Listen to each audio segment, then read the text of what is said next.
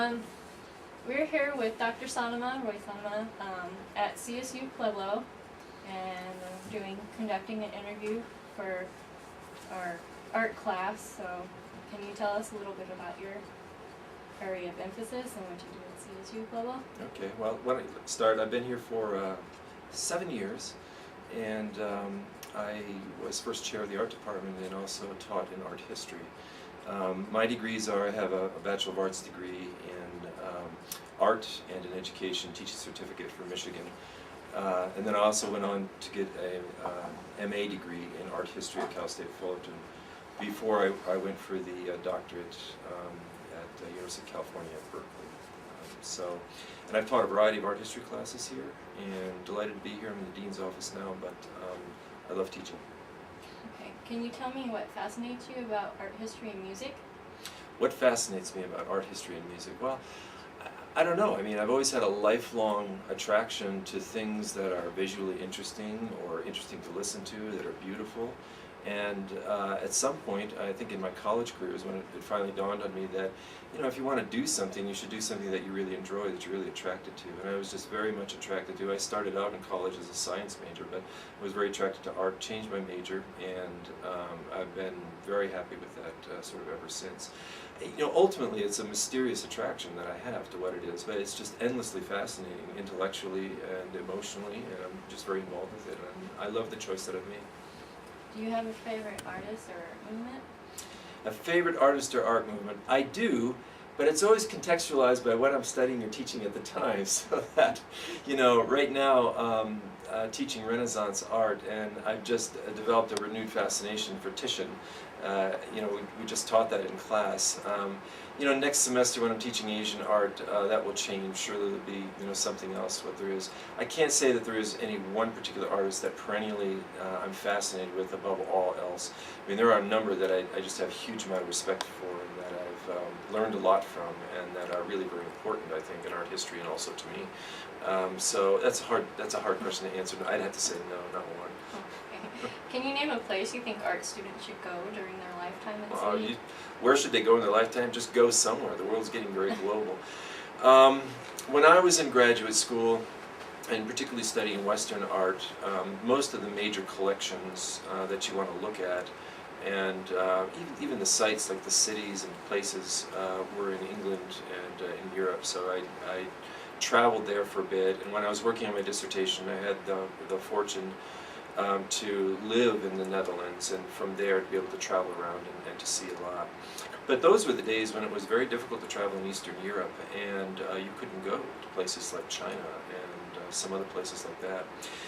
In the States here, I think collections in places like New York or Chicago, you know, Los Angeles, those are just so important to see.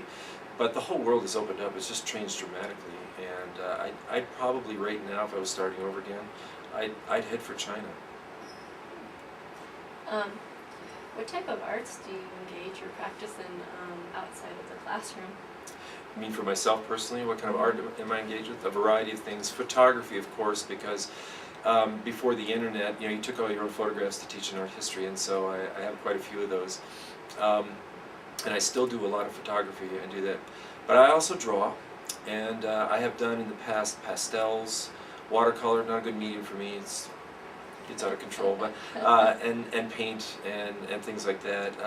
So I've dabbled in a variety of things right there just to stay in touch. My undergraduate degree was in practice of art, not art history. I think that's important because having an empathy for materials and getting involved with them is a really important thing. So. How has your background in education influenced your teaching style? My background in education, well, I learned how to do behavioral objectives, which nobody does anymore. No, it is good because I learned about basic theory of teaching and basic theory of learning, and I do, in ways I don't even think about it, draw upon that when I organize my classes. I try very much to be very motivated and get people involved. People have the assumption that a college class is sort of the delivery of facts or information. It's not that. It's an engagement with the information and getting other people's minds engaged with it and with key issues.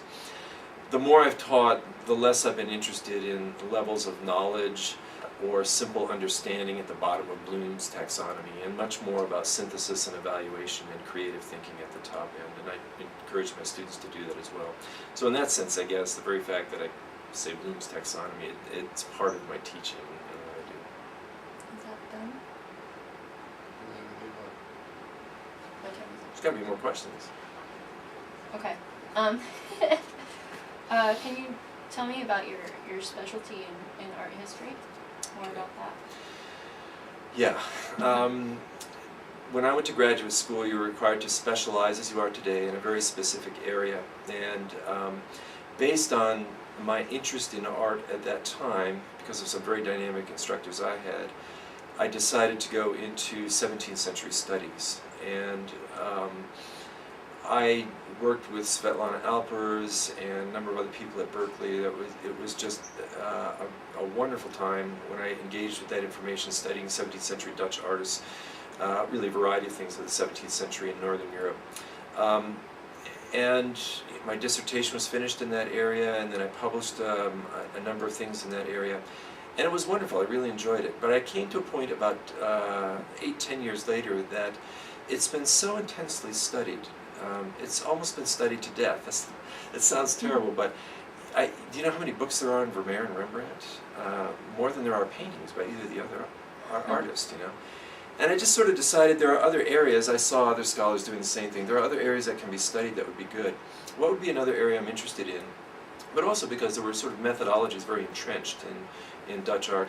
And I thought it would be good to spend some time studying something radically different. And before I finished my career, sort of coming back and seeing what perspective there is. So I decided to study Native American art. I got a fellowship. I spent some time traveling around the country, looking at collections and reading everything that I could, and then starting to teach that, and I've been more and more involved with that to a certain extent now. As it turns out, in art history, that's what everybody's doing these days. It's comparative methodologies in different areas that can be very, very useful. And that has helped me mature tremendously, I think, in what I know and what I understand about art history in general. So those are really my two areas. It would be Baroque studies, 17th century studies in Western art, and also Native American or American Indian art.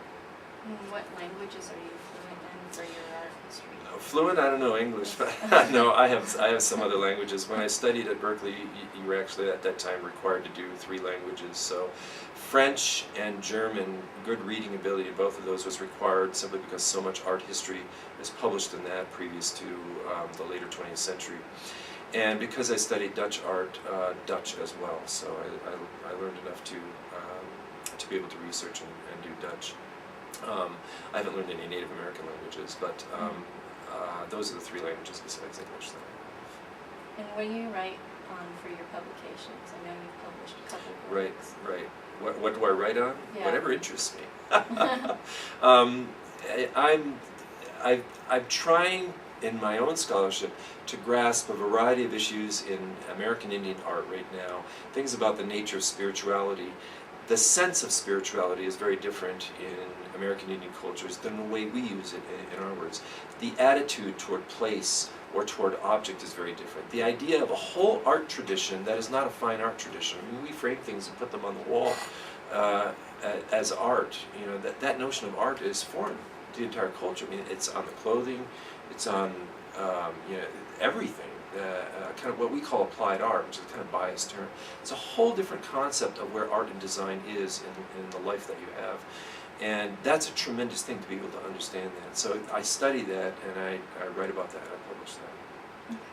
Thank you. Okay, thank you. Enjoyed it.